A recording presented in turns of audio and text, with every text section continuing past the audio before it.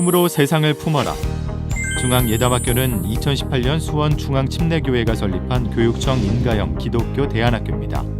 꿈으로 세상을 품어라는 모토로 중1부터 고3까지 전체 360명 학생이 체계적으로 자신의 인생을 설계하고 하나님의 일꾼으로 자라나고 있습니다.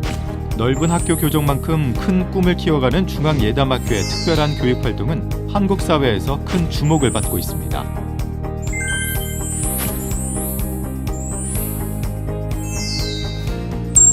꿈으로 세상을 품어라.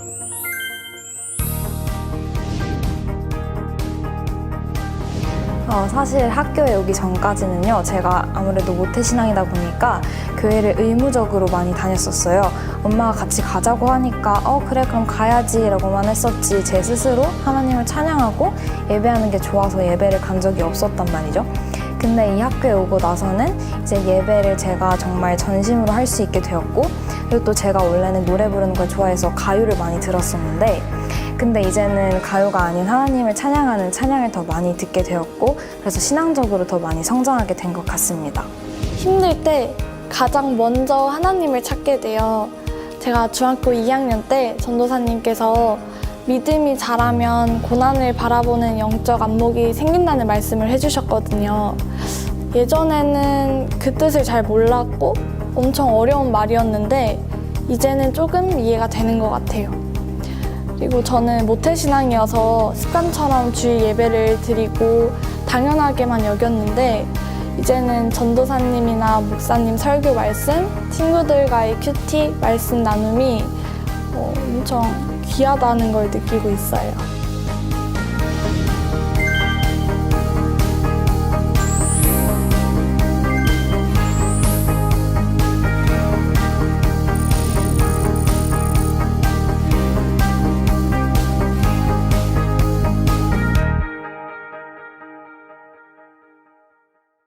다음 세대의 위기는 한국교회가 당면한 가장 심각한 현황 중 하나인데요. 최근 한 조사 결과에선 기독교 가정에서 자란 아이들도 성인이 되면 교회에 나오지 않는 경우가 늘어나는 것으로 나타났습니다. 다음 세대 신앙 대물림에 빨간불이 켜지면서 부모가 자녀의 신앙을 책임지는 이른바 세대 간 신앙 전수가 시급한 과제로 떠오르고 있습니다. 여러 가지 고민을 안고 사는 아이들에게 요즘의 크리스찬 부모들은 아이들을 성경적인 가치관으로 이끌어주지 못하고 오히려 세상 부모와 다를 바 없이 아이들을 훈육하는 모습을 보이는데요. 지금부터 보실 가정의 모습도 이러한 세태를 여실히 보여주고 있습니다. 소원아, 공부하느라 힘들지? 오늘 엄마가 돼지고기 팍팍 넣고 김치 쓱쓱 썰어가지고 맛있는 김치찌개 해줄게. 네, 좋아요. 소원아, 오늘 학원 선생님한테 전화 왔더라.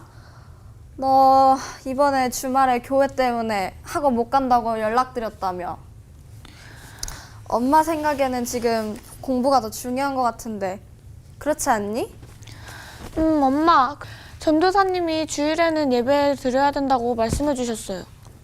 소원아, 일로 와봐. 일로 와봐. 여기 좀 앉아봐. 그치, 교회 중요하지. 교회 중요한데 지금 너한테 가장 있는 우선순위가 뭐야? 공부잖아. 네가 지금 공부를 잘해야지 좋은 대학에 갈 수가 있지. 그래도 저는 교회에 나와 친구들이랑 이야기하고 말씀 나누는 시간이 너무 좋은데 학원 시간을 바꿀 수는 없을까요?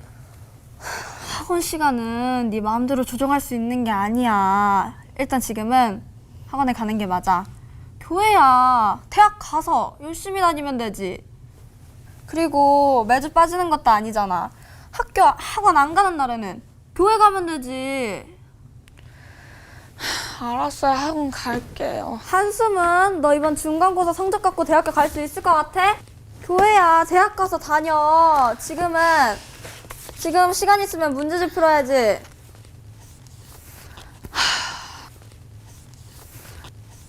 통찰력 있는 사람은 화내기를 더디한다. 통찰력? 엄마, 여기서 통찰력이 무슨 뜻이에요? 통찰력? 너 지금 그게 중요하니? 이거 뭐야? 그거 전도사님이 매일 큐티하라고 나눠주신 거예요. 공부하기 전에 하려고요. 그래? 너 근데 이거 할 시간 있니? 아침에 영어 단어 외우기 바쁘지 않아? 그렇긴 한데 그래도 공부하기 전에 말씀 읽고. 소연아, 이런 건 좀 나중으로 미루자. 네가 지금 공부를 열심히 해서 좋은 대학 가는 게 우선이라니까? 네가 좋은 대학 가야지 하나님한테 영광을 돌리는 거야. 알겠지? 우리 딸 공부해. 화이팅!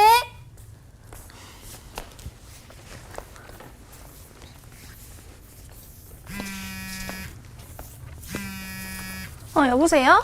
여보세요? 소원아, 너 이번에 예담 수련회 갈 거야? 꿈으로 세상을. 아, 너무 재밌을 것 같지 않아? 야, 당연히 가야지. 나 진짜 기대돼. 우리 저번에 같은 주였을 때 짱 재밌었는데. 헐, 야 맞아. 우리 이번 밤에 마피아 게임 꼭 하자. 야, 나 진짜 연습해서 간다. 아니, 민정이 마피아 게임 진짜 잘하잖아. 민정이도 당연히 오겠지? 맞다. 민정이 부모님이 못 가게 해서 안 온대. 뭐? 민정이 부모님 교회 다니시잖아. 그런데 수련회를 못 가게 한다고? 왜? 이번에 학원에서 수학 특강 있대. 아, 진짜? 그래도 이번에는 전도사님이 진로에 대해 기도하는 중요한 시간이 될 거라고 하셨는데. 내가 한번 전화해볼까? 안 돼. 너 민정이 부모님 성격 몰라? 한번 결정하시면 끝까지 밀고 가시잖아. 하긴. 그래서 저번 수련회도 억류수 간다고 못 갔잖아. 진짜 너무 아쉽다. 그래서 너는 가는 거지? 야, 당연하지. 알겠어. 그때 보자. 응. 뭐? 수련회를 간다고? 네, 예담 수련회요. 8월 1일부터 3일까지. 근데 민정이네 부모님은 가지 말라고 하셨다며. 네, 그랬다나 봐요. 소원아, 엄마도 너 이번 수련회 안 갔으면 좋겠어. 왜요? 소원아, 너 이제 고등학생이야. 지금 시간 별로 없어. 민정이 봐봐. 민정이 같은 애들은 지금 수련회 빠지면서 공부하는데 그런 애들한테 뒤처지면 어떡해. 그래도 저는 수련회 가서 제 진로에 대해 기도하는 시간 갖고 싶어요. 그렇지 않아도 엄마가 입시 설명에 잡아놨어. 일단 기도도 좋은데 여기 가서 구체적인 설명 들어보자. 앞으로 유망 있는 과 어딘지, 어떻게 입시 전략 세워야 되는지. 그게 언제 하는 건데요? 8월 3일 10시 안에. 네? 아니 엄마, 그럼 수련회를 못 가잖아요.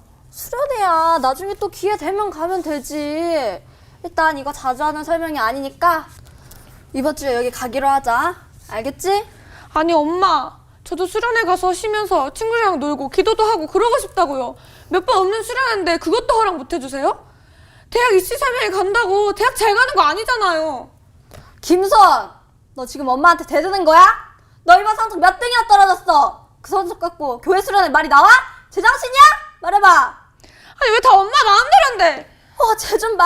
야, 소원아! 김선! 여러분, 우리 아이들에게 신앙교육은 필수일까요? 선택일까요? 네, 작년에 중앙예담학교에 처음 부임을 해서 중학교 1학년 학생들을 맡았는데요. 그 학생 중에 한 명이 어떤 어려움 가운데 있었고 그 어려움 속에서 지도를 해가는 과정 가운데서 학생이 어느 순간부터 친구들과 함께 새벽 예배에 나가고 말씀을 나누고 또 같이 기도를 하는 것들을 볼 수 있었어요.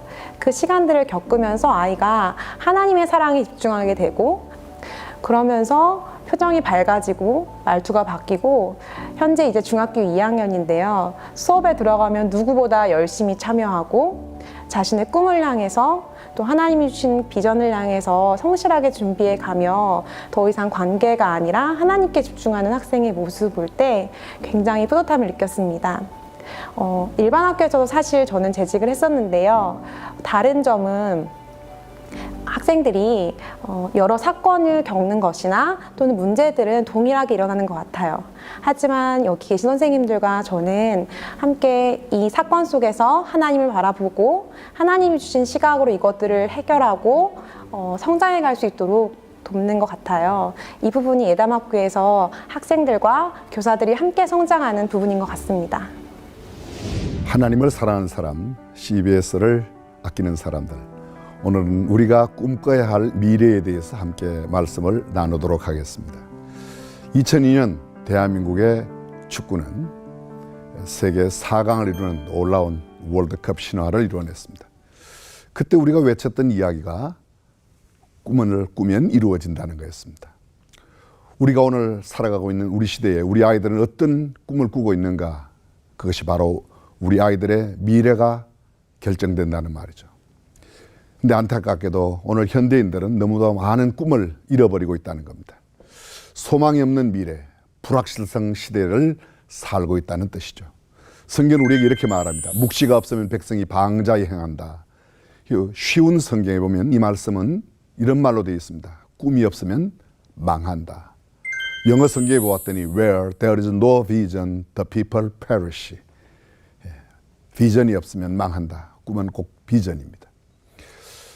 우리 전 시대에 살았던 유명한 프랜시스 셰퍼 박사가 이렇게 이야기를 했습니다.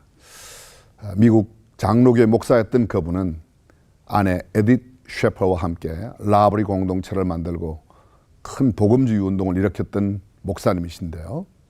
그분이 이런 이야기를 했습니다. 우리가 살고 있는 시대, 바로 그분이 살았던 이전 시대의 우리 시대를 예측하면서 4가지, 5가지가 없는 시대라고 이야기했습니다. 첫 번째, 진리가 없는 교육이 난무한 시대다.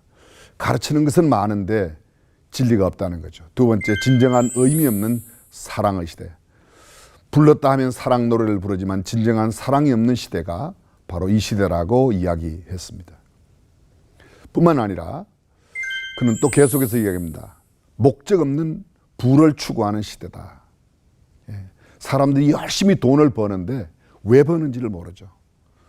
또 뿐만 아니라 또 한 가지 더 특징이 있는데 죄책감이 없는 살인을 쉽게 한다는 겁니다. 그저 돈 한 푼 달라고 해서 주지 않는다고 살인한다는 것이죠. 5번째 특징 하나가 절대적인 도덕 가치를 거부하는 시대라고 이야기했습니다. 포스트 모더니즘의 전형적인 특징이 무엇입니까? 나도 진리라는 겁니다. 너만이 진리가 아니라 그래서 절대적인 진리를 부정하고 있습니다. 다른 말로 말하면 하나님을 부정하는 것이죠. 전 하버드 대학교 총장을 지내셨던 분이 이런 이야기를 했습니다. 현대의 젊은이들은 4가지가 없는 시대에 살고 있다. 소위 사무시대, 4가지 부재시대에 살고 있다. 첫 번째로 불러야 할 노래가 없는 시대를 산다고 이야기했습니다. 두 번째로 따를 만한 지도자가 없는 시대라고 이야기했습니다. 또 한 번 더 나가면 흔들어야 할 깃발이 없는 시대. 마지막으로 목숨을 걸고 지켜야 할 만한 신조가 없는 시대라고 이야기했습니다. 참 이 시대에 그렇습니다. 수많은 사람들이 내가 지도자라고 말하지만 따를 만한 지도자가 그렇게 많지 않습니다. 이것이 진리라고 말하지만 참 진리가 없습니다. 생명을 들여 지킬 만한 신조가 없는 그런 시대를 살고 있습니다. 이런 시대에 우리가 올바른 꿈을 갖는다는 것은 얼마나 중요한지 모릅니다. 왜냐하면 그 꿈은 우리의 미래를 결정하기 때문입니다. 성경에 사사기에 이런 말씀이 있습니다. 그 세대 사람도 다 그 조상들에게로 돌아갔고 그 후에 일어난 다른 세대는 여호와를 알지 못하며 여호와께서 이스라엘을 위하여 행하신 일도 알지 못하였다고 말합니다. 이 말씀의 배경은 이러합니다. 여호수아 시대가 마감되고 난 뒤에 여호수아가 하나님의 부르심을 받고 떠났습니다. 근데 그 다음에 일어난 세대들은 하나님을 알지 못했다는 거예요. 왜 그럴까요? 여호수아 세대의 사람들이 하나님을 가르치지 못하였기 때문입니다. 하나님께서 행하신 일도 몰랐다. 하나님께서 어떤 일을 행하셨는지도 후대에게 가르치지 않았다는 겁니다. 결국은 그래서 그 후대의 사람들은 아무것도 알지 못하고 미래를 내다볼 수 없는 그런 암울한 시대를 살 수밖에 없었습니다. 우리가 사사시대를 잘 알고 있습니다. 사사시대의 특징이 무엇입니까? 사사들이 있을 때는 굉장히 안정된 세상을 사는 것 같았지만 그들이 떠나가고 나면 또 혼란의 시대가 계속되었습니다. 이 혼란과 새로운 정착의 시대가 계속해서 반복되는 시대가 바로 이 사사시대였습니다. 근데 이런 사사시대가 왜 왔는가? 꿈이 없는 사람들 때문에 그렇습니다. 하나님을 알지 못하고 하나님께서 행하신 일도 알지 못하는 사람들이었기 때문입니다. 그렇다면 우리는 무엇보다 중요한 것 이곳에서 깨닫게 됩니다. 그것은 바로 하나님을 바로 알아야 되고 하나님을 가르치는 것만이 가장 중요하다는 사실입니다. 우리 교회에서 세운 중앙예담학교라고 있습니다. 우리 학교는 좀 특이한 학교입니다. 전교생 모두가 다 기숙학교로 되어 있는데요. 기숙사에 입소했습니다. 근데 학생들은 보통의 아이들과는 좀 다릅니다. 학교 부적응, 학습 부진 아이들을 받습니다. 이게 우리 학교에 들어오려고 하면 내가 학교에 부적응한 학생이었다 또는 학습 능력이 별로 좋지 않았다는 걸 증명해야만 들어올 수 있는 그런 학교입니다. 근데 우리 학교에 들어온 아이들이 오래되지 않아서 하나님을 알아가는 일은 그 누구보다 앞장서게 되죠. 왜냐하면 우리의 교육의 핵심이 하나님을 가르치기 때문입니다.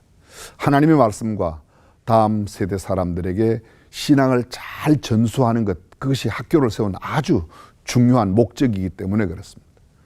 왜냐하면 하나님을 알지 못하고 하나님께서 행하신 일을 알지 못하면 아무리 번창하고 흥황한 예술, 문화, 도덕, 정치, 경제 다 허사로 돌아가기 때문입니다. 그러므로 보다 중요한 것은 하나님을 바르게 알고 하나님께서 행하신 일을 안다는 겁니다. 그러려고 하면 하나님의 일을, 하나님을 가르치고 있는 책이 무엇입니까? 성경책이죠. 그래서 우리는 매일 아침 첫 수업 시간이 하나님의 말씀으로 시작합니다. 새벽 기도가 있습니다. 수요일 날 예배가 있습니다.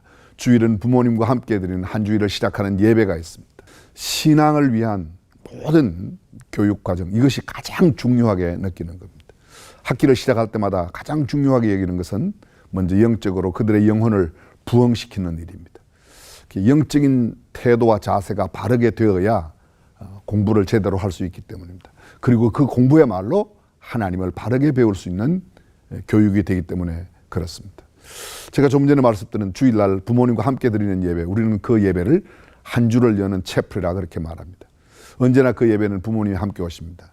기숙사에 있을 때 부모님이 함께 잘 만나지 못하죠. 그러나 한 주를 시작하는 채플, 그 시간에는 부모님이 함께 와서 짧은 시간이지만 깊은 대화를 나누고 아이들과 함께 시간을 보내게 됩니다. 이런 부모님과 함께하는 시간, 특별히 말씀으로 지난 한 주간 동안에 우리의 자녀들이 어떤 말씀을 갖고 어떻게 배우고 공부하고 또 이번 한 주간에는 어떤 말씀으로 공부를 하게 될지 이런 것들을 함께 나누는 그런 시간을 갖는 것입니다. 아이들의 변화가 놀랍게 참 일어나고 있습니다. 상상지도 못했던 일들이 많이 일어납니다. 전혀 우리가 생각할 때 학교 부적응, 소위 말하는 쉬운 말로 사람들은 문제아라고 말하지만 저는 그렇게 생각하지 않습니다. 문제의 부모가 있지 문제의 아이들은 없기 때문입니다. 그런 아이들이 하나님의 말씀을 암송하고 말씀 가운데서 그들의 인격이 변화되고, 그래서 우리 학교 얘기를 조금 더 하면 우리 학교 학생들이요, 사람들과 이야기할 때 욕을 잘 하지 않습니다. 그게 무슨 말이냐? 여러분 잘 아시는지 모르지만 지금 학교에 있는 많은 아이들이 그냥 평상의 이야기 가운데 욕이 섞여야 이야기가 된다고 할 만큼 욕을 많이 해요. 근데 우리 학교에는 그런 아이들이 전혀 없습니다. 오히려 존대어렸습니다. 선생님과 학생들 사이에 유대관계가 그렇게 좋을 수가 없습니다. 그들에게 물어봅니다. 너희들이 어떻게 이렇게 할 수 있냐고 물어보면 그들은 성경의 가르침이 바로 그것이라고 늘 이야기하고 있습니다. 하나님의 말씀 교육보다 더 중요한 교육이 있을까요? 조금 전으로 다시 돌아가겠습니다. 이스라엘 백성들이 왜 다른 세대로 살게 되었습니까? 하나님을 알지 못하는 그런 삶, 그렇습니다. 하나님을 바르게 알면 모든 것을 다 알게 되어 있습니다. 하나님도 모르고 하나님의 행하신 일도 모르다 보니까 사람들이 피폐해지고 영적으로 굉장히 무디어져 어려운 상황에 처하게 되는 것이죠. 그렇습니다. 우리가 살아가는 세상 속에 가장 필요한 것, 하나님의 말씀 교육이고, 그리고 또 정말 올바른 꿈을 가지는 교육이 아닐까. 꿈이 없으면 사람들은 다 망한다고 말하고 있지 않습니까? 그래서 말씀 가운데 올바른 꿈을 가지고 살아가는 그런 사람으로 키워가는 것이 우리가 해야 될 일이라고 생각합니다. 우리가 꿈꿔야 할 미래, 그렇습니다. 그것은 바로 소망이 없는 이런 미래를 살아가고 있는 사람들에게 말씀 가운데 미래가 있다고 한 사실을 보여주고 하나님의 말씀을 잘 가르치는 것만이 가장 중요한 일이라고 믿습니다. 다음 세대에게 하나님이 하실 일과 하나님께서 하신 일들을 구체적으로 가르치는 것보다 중요한 일은 없다고 생각합니다. 은근보화를 많이 물려주는 것보다 하나님의 말씀, 하나님께서 가르치신 그 하나님의 진리의 내용을 바르게 전달할 때 다음 세대가 훨씬 더 의미 있고 보람 있고 알찬 그런 세대가 되리라고 확신합니다. 우리 시대에 많은 교육들이 있습니다. 사람들이 뭐 영어를 가르친다, 수학을 가르친다. 그게 나쁜 것 아닙니다. 그러나 그 가르치는 궁극적인 목적이 정말 바르게 살고 진리 가운데 살고 나누며 베풀며 살고 높은 가치를 위해서 살아가는 삶으로 가르쳐야만 된다는 생각합니다. 자, 방금 제가 높은 가치라고 말씀드렸는데 높은 가치가 뭐죠? 일반적으로 가치는 크게 나누면 한 두 가지로 나눌 수 있습니다. 높은 가치와 낮은 가치. 낮은 가치는 내가 많이 가지면 가질수록 남은 적게 가지거나 남에게 피해를 주는 것을 추구하는 가치. 그건 낮은 가치입니다. 높은 가치는 내가 많이 가지면 가질수록 남에게 유익을 주고 남에게 덕을 끼치고 남이 이익을 보는 그런 것을 추구하는 가치. 그 높은 가치라고 합니다. 낮은 가치, 어떤 가치, 무엇일까요? 낮은 가치는 이를테면 돈, 명예, 권력 이런 것입니다. 내가 많이 가지면 남은 갖지 못합니다. 권력, 내가 가지면 남들은 갖지 못합니다. 적게 가지거나 또 나 혼자 다 가지면 독재가 되는 것이죠. 근데 내가 가지면 남들에게 유익하게 되는 것이 있습니다. 무엇입니까? 사랑입니다. 이해하는 마음, 섬기는 마음, 봉사하는 마음, 충성스러운 마음, 겸손한 마음. 이해하는 마음은 내가 많이 갖는데 누가 덕을 봐요? 다른 사람이 덕을 봅니다. 충성하는 마음은 내가 많이 가지고 있는데 누가 덕을 봅니까? 다른 사람이 덕을 보는 겁니다. 용서하고 사랑하는 마음, 내가 많이 가집니다. 내가 아무리 많이 가져도 남에게 손해가 되지 않습니다. 근데 내가 그것을 많이 가지면 다른 사람들이 그것 때문에 유익을 얻는 거죠. 지금 가치는, 세상의 많은 가치들은 어떻게 하면 내가 더 잘 살고, 내가 어떻게 하면 더 출세하고, 내가 더 많은 권력을 갖고, 내가 어떻게 하면 더 많은 부를 누릴 수 있는가를 가르치는 교육인지도 모르겠습니다. 그러나 적어도 성경이 말하고 있는 교육은 이것을 하면 다른 사람들에게 더 유익이 되고 다른 사람들을 더 기쁘게 하고 즐겁게 할 수 있는 그런 가치, 높은 가치를 추구하는, 그렇습니다. 우리가 가르쳐야 할 그런, 또 우리가 꿈꿔야 할 그런 세상은 바로 이러한 것들이 실현되고 이러한 것들로 말미암아 기뻐하고 즐거워하는 그런 세상이 되어야 하지 않을까 생각합니다.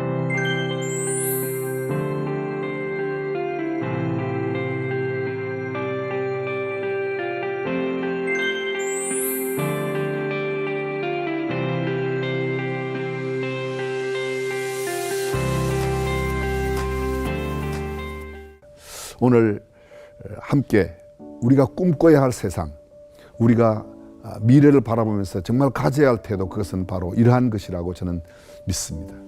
CBS를 이렇게 시청하시는 모든 시청자 여러분께서도, 또 특별히 하나님을 사랑하고 세상을 사랑하는 저와 여러분 모두가 다 이런 높은 가치를 추구하며 많은 사람들에게 유익을 줄 수 있는 아름다운 신앙의 삶 살았으면 좋겠고, 특별히 우리 자녀들이 이러한 일들로 그들의 삶을 살아갈 수 있다면 하는 바람이 참 간절합니다. 문제 아이는 없습니다. 문제 학생은 없습니다. 문제 부모와 문제 선생님이 있을 뿐입니다. 포기하지 않고 높은 가치를 가르치는 이 교육을 계속 감당함으로 다음 세대가 더 멋지고 근사한 세대가 되기를 간절히 바랍니다. 여러분, 오늘도 함께 해주셔서 진심으로 감사드리고 계속해서 이 좋은 가치를 펴나갔으면 좋겠습니다. 감사합니다.